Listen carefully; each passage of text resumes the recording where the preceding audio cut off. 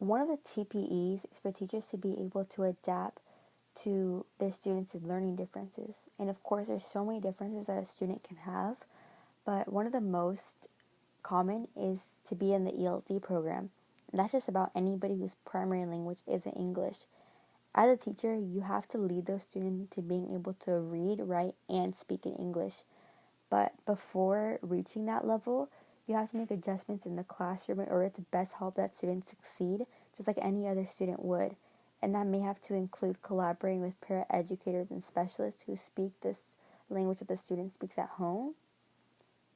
In the class that I intern in, there's a boy who moved away to Mexico for 3 years and lost most of his English.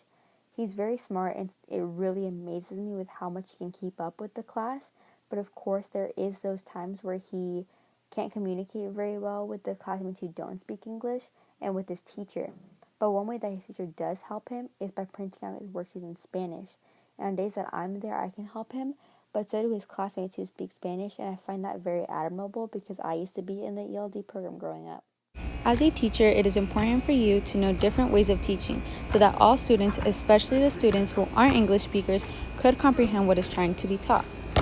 I believe that overall it is very important for teachers to know how to support their students, especially those who English isn't their primary language.